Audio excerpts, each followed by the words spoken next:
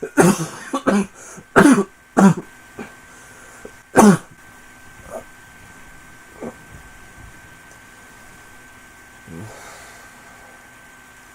hate callbacks. Hello old-timers and newcomers, and don't worry, it's just a cold. But as you can tell, I'm sick, and that means I have no energy, I have no drive, I really don't want to do this, but honestly, the last time I waited to get healthy again, I got heard a video was late for over 2 weeks, so screw that noise. I am doing this, and that's it. Aside from being sick, the review is gonna proceed pretty much the way you would expect it.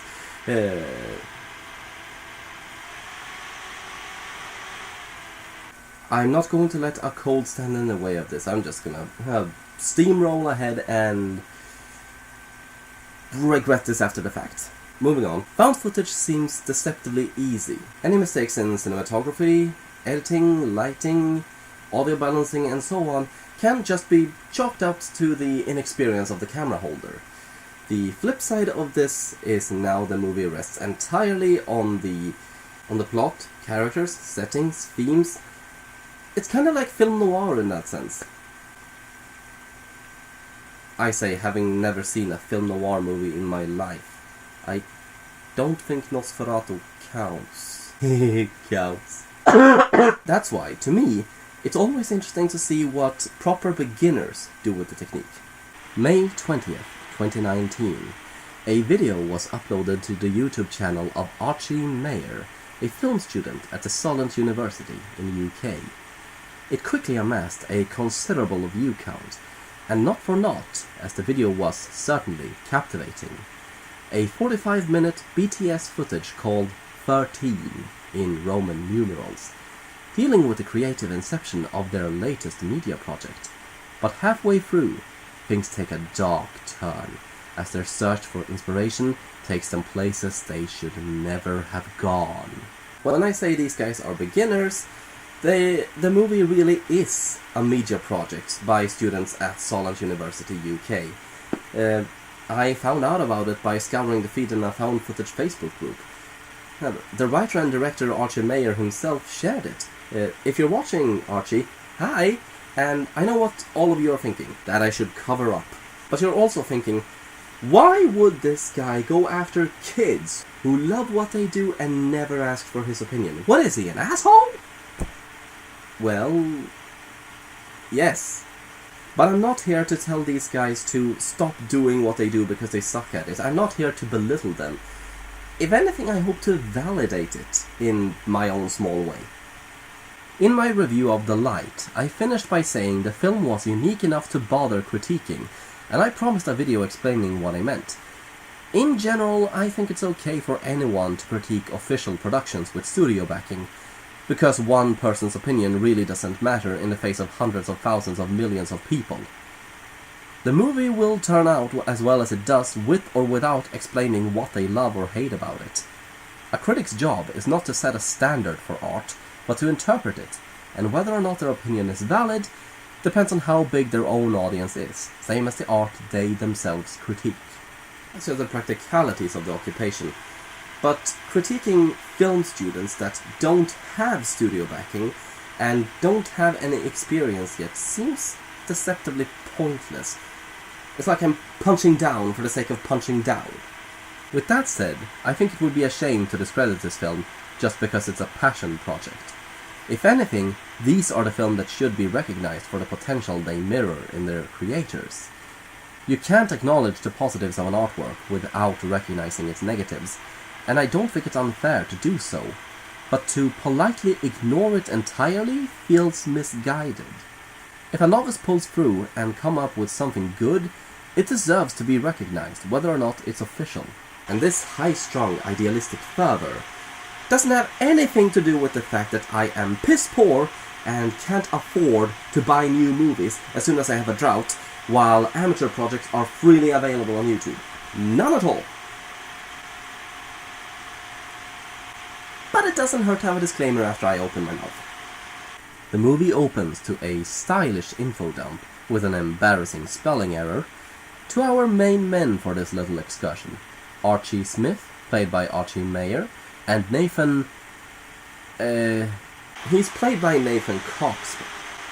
He's played by Nathan Cox, but his character wasn't really given a surname, so let's say it's Smith as well and call both of them the Smithers. The Smithers are media students, and as part of their class they need to document the entire creative process surrounding their latest assignment, making a movie inspired by a book. I want an interesting book, but to be honest, when we were given the task, it's so vague. I don't know. I guess that's what they want, really. They want us to think outside the box. I never studied media 100%, but I did have it for one lesson every week, and I remember these kinds of nonsense assignments that they'd give us to inspire our creativity, but having been handheld and given precise instructions and goals our entire lives, none of us got it either. May the fecal matter we produced never see the light of day. Having said that, it works exceptionally well for exposition. They themselves constantly question the reasoning for the film to exist. Hell, isn't this assignment bull? Why do we have to keep filming this? And that may come across as awkward and self-aware. It's a discussion that makes perfect sense within the contexts. Really, it's taking method acting to a whole new level. Two real friends who are real media students involved in a real media assignment plays two media students involved in a media assignment. They barely need lines, there is so little acting going on. But the flip side of that is all of their interaction is coming across as genuine simply because it is genuine. What's that? Smells like Burkittsville. But what hits home for me personally? Look, my roof is buggered. Look. What? Look, my roof. Do it again. It's like a hot air balloon. When I was a child, my dad had a Toyota Tercel, and that exact thing happened to the roof of that car as well. So, not only is this movie reminding me of what many people consider ground zero for the found footage frenzy, it reminds me of the happiest time in my life. These are some high standards the movie has set with me. I really hope they don't mess it up. For their sake. Combining their studies with play, they turn the assignment into a holiday. Vacating the dreary built-up area of Southampton, they journey to the sunny coastal town of Hastings. With its colourful history, Mediterranean architecture, and convenient central library, these well-trod paths of bitumen, stone, gravel and mud are sure to proffer inspiration. What is that? What the fuck? A creepy, torn-up tome without a title, author, or library code. That'll do! Stop doing the double thumb thing! You are not Arthur Fonzarelli! Well met by an etching of the Peni Man, the book consists of chapter upon chapter of peculiar symbols and implicit sentences. Or just the first few pages. Doing a quick Google, my best guess it's an anthology of Cornish folk tales, meaning they had a compendium of Brittonic folklore to choose from, and they went with the creepypasta dribble some edgy teen doing in it. I realize the point of the exercise is to stretch your creativity, but that's pushing it, don't you think? In place of familiar biblicore, the scribbles smell of juvenile, jocular bollocks. But for want of a better fiction, the little tome appeals to Nathan. Flipping to the end, the intrigue thickens with the enigma. Beware, beware the fallen gate, for in the shadow she awaits. As only one can stop her hunger, the answer lies in Esther's number. That is it. To lure the weak. Sounds like a catchphrase. Sounds like a red flag in a horror movie. Also sounds like bullshit. I looked it up in time with the Smithers.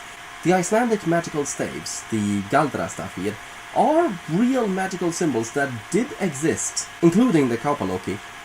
But it means to prosper in trade and business, not to lure the weak. Although... What if it's a cult? It's not going to be a cult, is it? These symbols represented cults dating back before the 1200s. These cults believed in using supernatural elements of time in order to make each other what they believed to be immortal. Okay. When coming up with esoteric reasons for the paranormal stuff in your movie, don't go with what's obviously bullshit. This movie was doing so well. To cease the rituals would trap the practitioners in a supernatural state, so you see where this is going. But we don't have time to wait for the ghosties. Examining the cipher, they figure out it's actually coordinates to an abandoned road. I say we go there. Alright, this project is actually turning out pretty well. I mean, if I was their teacher, I would question the legitimacy of it. You just happened to find a book with Icelandic magical symbols and coordinates in it. But pursuing it may actually turn out a pretty solid result. I mean, they got intrigue, they got a journey, they got a shadowy second party with unknown intentions. So obviously what they'll do is they get a third or fourth friend along, and then they wait until tomorrow so they have a whole day's worth of life. If I see anyone dancing around a fire, chanting, I'm leaving. Do you want to head in before it gets too dark? Yeah, let's go get our stuff out the boot. Smash! As the light of day retreats from the invading night sky, the boys, yes indeed boys that are not wise enough to be men, foolishly trample headfirst into the dark to behold such a ruin as to make R.L. Stein seems the author of our story. Mate, this is looking a lot like the book. That's it. I mean, natural lighting is nice and all, but you can't actually see what's going on at night. Another reason why you should turn back! We've come all this way with all this equipment. What? Equipment? 2 flashlights and a couple of cameras? It appears to be some sort of industry, long since abandoned and left to crumble in the elements. A windshield for desperate beggars, a base for dangerous criminals, a haunt for errant spirits, or maybe the building is simply so weathered it's falling apart from the inside. But the air is thick with danger even the most callous person with sense. It's certainly fortuitous that the chain-link fence has stood strong over the decades, that they may not enter the minefield of... That's a gate. Oh shit. That's a gate. The falling gate. Are you sure this is a good idea? Seriously? No! That's the point I'm making with this tripe! Any concern about the situation they're in is cynically brushed aside for the sheer curiosity and arrogance of the pampered youth. Horror movies aren't real. There's nothing coming to harm us. So much have they convinced themselves of this sentiment. When the call of adventure is turned to the call of nature, they split up so Archie can take a whiz, alone, in the distance, completely vulnerable. Okay, I was significantly younger, but I too have done stupid shit. I have entered places I shouldn't have, and taken risks I didn't consider. And sometimes I ended up in the hospital, but most of the time turned out fine. So basically, things are alright until they're not. And I realize some people internalize this way of thinking, and they never grow out of it. And to be fair, nothing has happened yet. So, I am gonna calm down before I get even worse, and just leave these guys alone. So far they seem to be doing well. It's not like there's anyone else there. 1, 2, 3.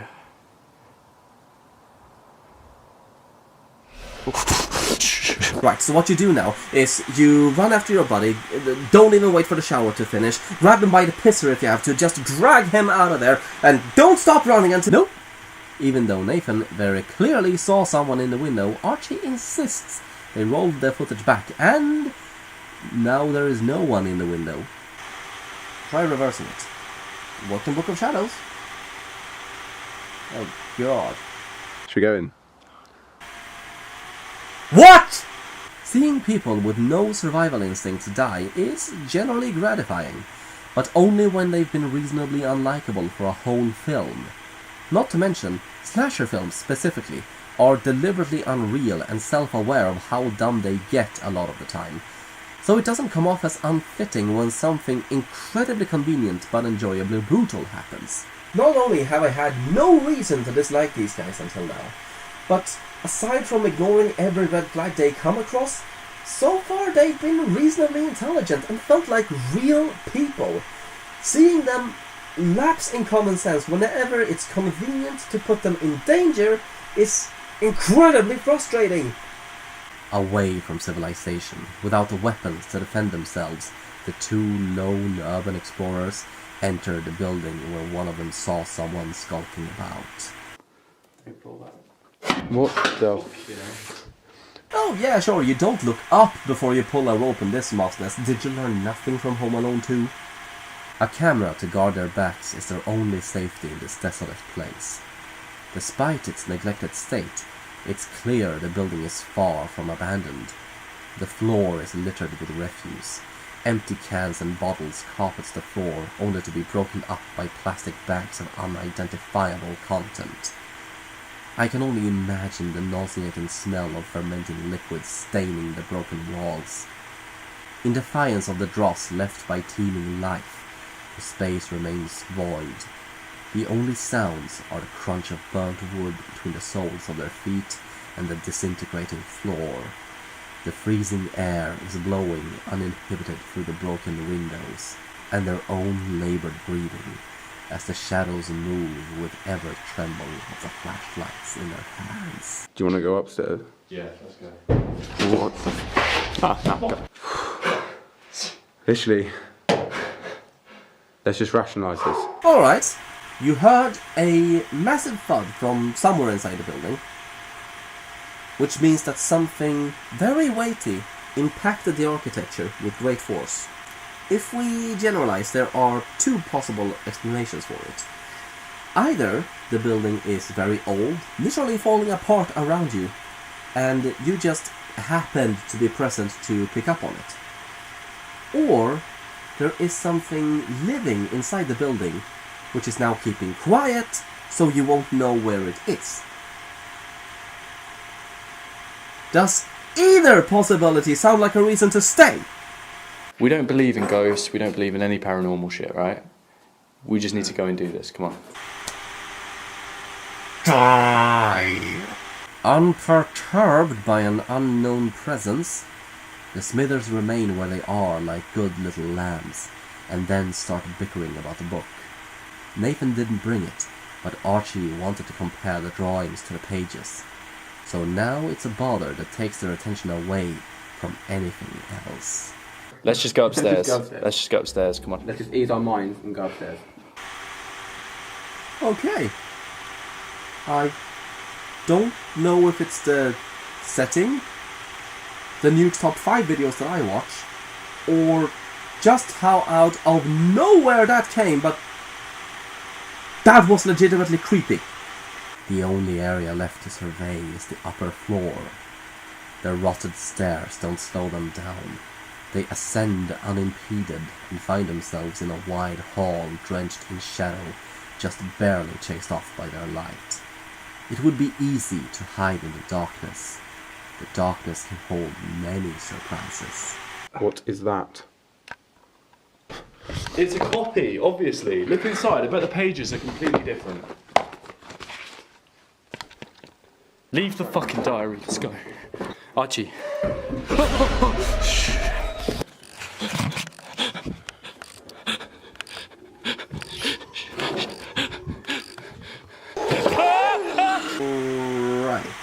I am the first to admit, a flesh and blood person is more threatening than a disembodied spirit, but you went from spooky scary mist to Sadako. I mean, I realize the connection to magic, and maybe it's not technically a ghost and more like a person who is capable of briefly materializing, but it doesn't gel.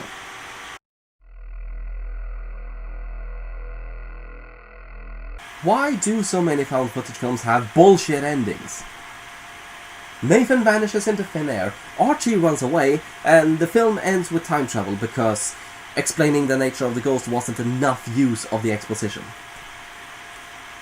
But the film is over, and I liked it. Bit cliché heavy. Cards on the table, I was disappointed by the end of the film, because it didn't end as well as it started. I like how the characters were real enough to question how contrived everything was, without turning the film into a self-aware satire. They were just reacting to the situation the way normal people with a healthy interest in cinema might. You know, like media students. Annoyingly, it's been a long time since I saw a found footage film that remembered the events are supposed to appear real. By itself, the technique doesn't improve a movie. It's all down to how it's used. Which I should probably make an editorial on sometime. Where this film lost me is when the media students recognized the 13 different ways they were probably about to die. And still they steamrolled ahead with a cry of "Leroy!" It felt at odds with how they'd acted up until that point. But to be fair, nothing was really established about them. Maybe they were so coddled they had no survival instincts. The thing is, because they didn't have any overt characteristics, they were easy to sympathize with. It's something you see a lot of in Howard Lovecraft or Junji Ito. The characters are deliberately bland and forgettable. In this case, the characters were just normal guys who hadn't really done anything to deserve anything. I was sympathizing with them, wondering what horrible fate awaited them, until they started ignoring common sense and did everything they could to get themselves killed. At that point, I was so annoyed I wanted to see them die. There is an element of slasher horror to the film, but I can't say it succeeds in that venue either. For one, there is only 2 victims. It's hardly an appetizing buffet of murder and mayhem. And secondly, the time spent waiting for the characters to die is not rewarded with displaced organs and bloodstained glass and sharpened poles entering holes. The characters just up and vanish from the movie without even a distant scream to suggest what happened to them. So how does it work as a ghost movie? Alright. I don't see why the time travel element was necessary, because it didn't add anything to anything. But establishing a cult to explain the paranormal events worked well enough, and I do like the premise. Further on, the film was creepy. Sure, it's nothing to face seasoned horror veterans, but the film suspended my disbelief for long enough to feel concerned seeing what may become of the guys. While the old abandoned building is a tired trope, filming in a real decrepit building added to the sensation of reality. I have a weakness for ghost footage videos, but let's not talk about my attempt to mimic them. And this film felt a lot like one of those videos. All in all, 13 is a confused but promising early work. This film had several elements that didn't really go anywhere, and at times it felt like they forgot what kind of movie it was supposed to be. But what they did with the pieces they had was alright. It wasn't much more than alright, but it was alright. Thus I sentence this film to a 5 on a scale of 11. That sounds like a failing grade, but spot 11 is reserved for the movie that is not only a faultless production, but speaks to me on every level. So really, it's perfectly average. Thank you all for watching. I have been Paul Scratches. Make sure to follow my art channel, my DA, my Twitter, and I'm now on Facebook as well. Like, comment, subscribe, tell a friend, and I hope you will see me again much sooner than this time. And healthier. I like Decker's Shadow. I don't want to copy his uploading schedule.